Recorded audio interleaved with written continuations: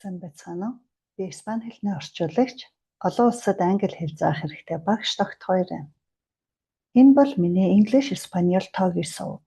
Энд би Испани хэлийг эхнээс нь суур 50 зааж байна. Өнөөдрийн хичээлээр тоо үзнэ.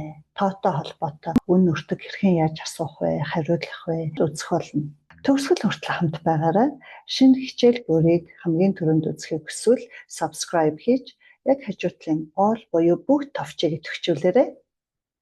Хичээл эхлэхийн өмнө би бяцхан зар хэлмээрээ. Би англи хэлийг онлайнаар анхан болон дунд түвшний хичээлүүдийг ангиар болон ганцаарчлан зааж байна. Сонирхож байгаа хүмүүс холбогдоорой. Одоо хичээлээ эхлүүлье.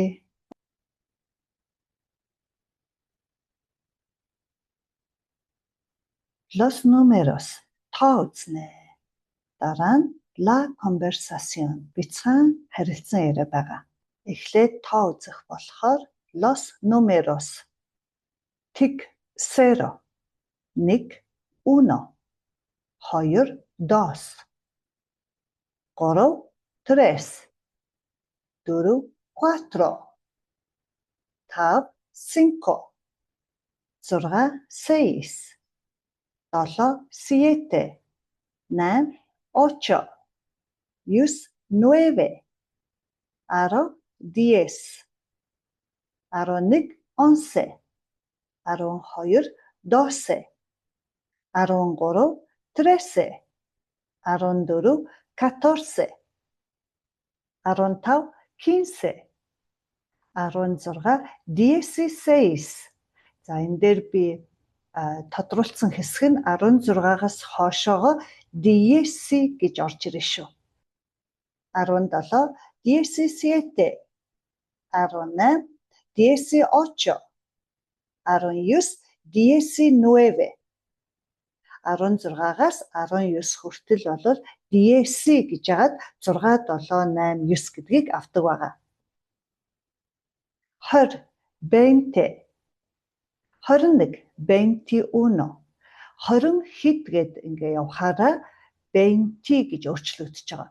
20 гэдэг нь и болоо хувирчин. Бусдаар нэгээс 9 хүртэлх тоонууд маань бүгд орж ирнэ. Харцгаая 22 22 23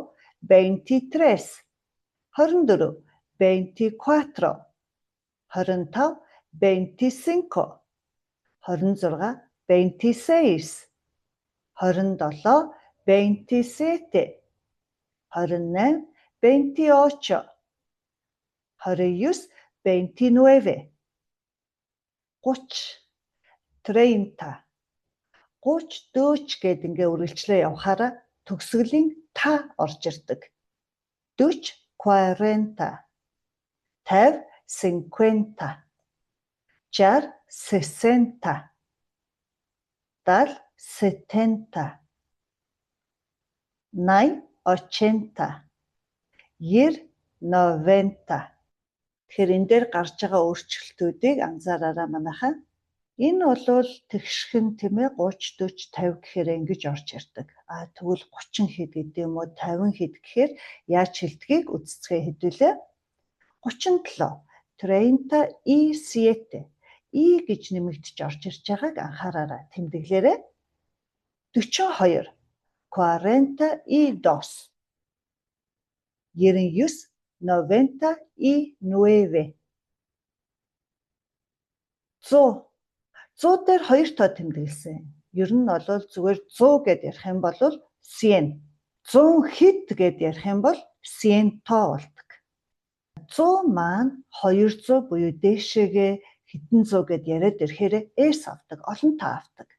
200 300 300 400 400 500 100 хэд гэж байгаа тоон дээр дөрөв дагдахгүй өөрчлөгддөг 3 тоо байж байгаа.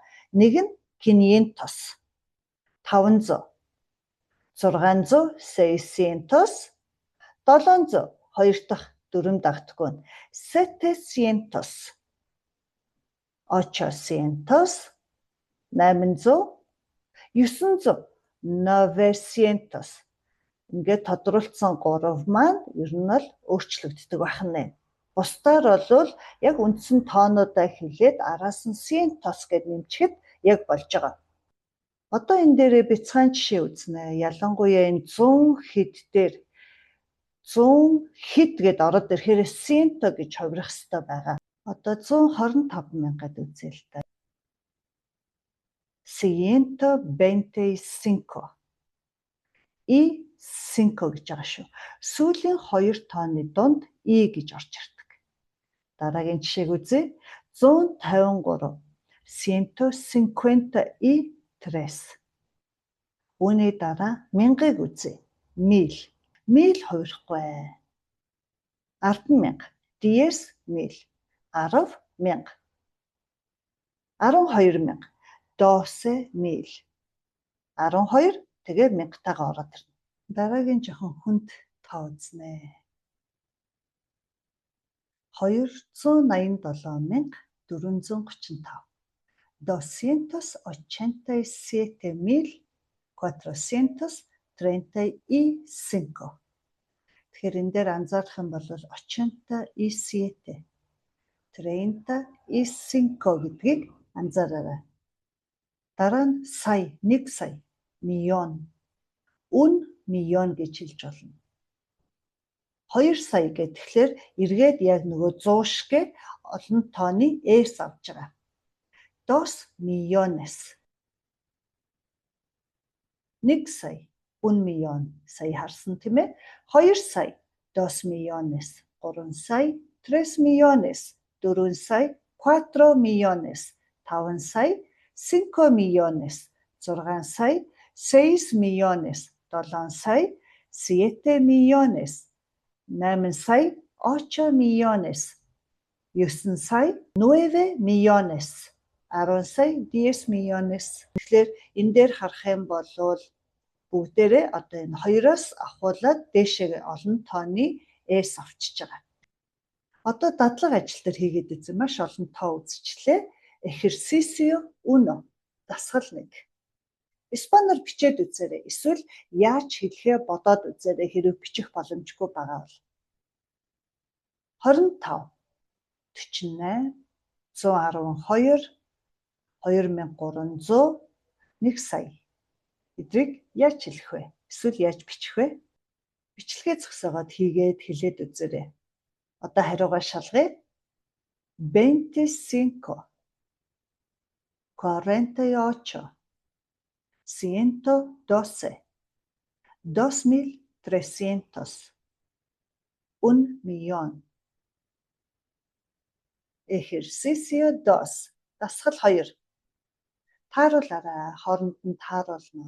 35, 800, 1000, 91, 91, 35, 800, 1000. Эдрийг одоо хооронд нь тааруулаарай. Аль тоог хэлж байна. За, холбочоод тэгээд бичлэгээ үргэлжлүүлээд үзээрэй. Одоо хариугаа шалгая. 35, 35. 800, 800. 1000, 1000. 91, 91. La conversación. Бяцхан харилцан яриа үзье.